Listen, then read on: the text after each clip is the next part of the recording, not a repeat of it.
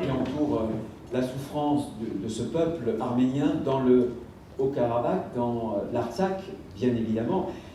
On ne lutte pas contre une épuration ethnique. Oui, encore une fois, mille merci d'être présent, rassemblés autour de cette cause arménienne.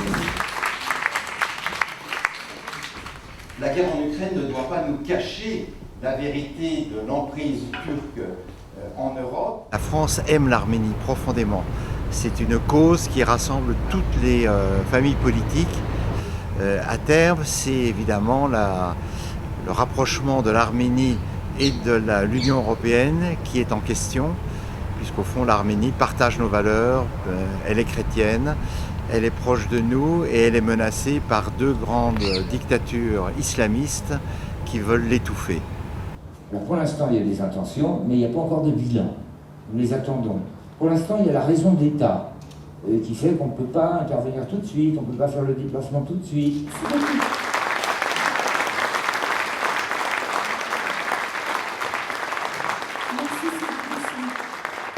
L'Arménie fait partie de notre histoire. L'Arménie, c'est nos cousins à l'entrée de l'Orient. L'Arménie, c'est nous. Donc si on attaque l'Arménie, on nous attaque nous-mêmes. Qu'est-ce qu'un écrivain, qu'est-ce qu'un artiste? C'est donner la parole à ceux qui l'ont pas. On va essayer de continuer à donner un peu la parole.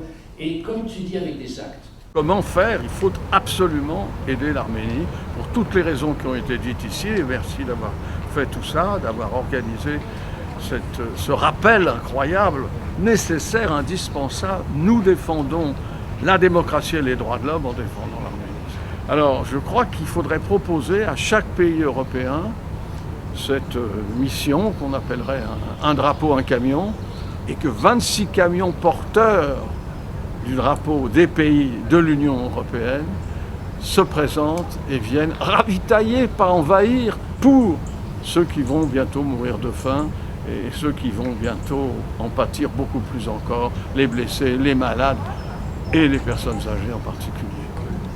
Alors nous sommes indignés, nous les écrivains, les modestes témoins de la vie intellectuelle française que nous sommes indignés de ce qui se passe en Arménie, dans le Haut-Karabakh. Pour nous, les écrivains, les amis qui ont daigné m'accompagner, quand on touche au Karabakh, on menace l'Arménie. Et quand l'Arménie est en danger, le Haut-Karabakh, bien sûr, est en péril. On a voulu porter ce cri d'indignation, qui est aussi un cri, finalement, de militants que nous sommes, de défenseurs des droits de l'homme. À cet égard, je salue vivement la tenue de cette conférence qui met en lumière ce point essentiel. Les droits des 150 000 hier et 120 000 personnes aujourd'hui qui vivent en Artsakh et dont le déni par l'Azerbaïdjan, le déni de ces droits, a conduit à ce que nous appelons le conflit du Karabakh.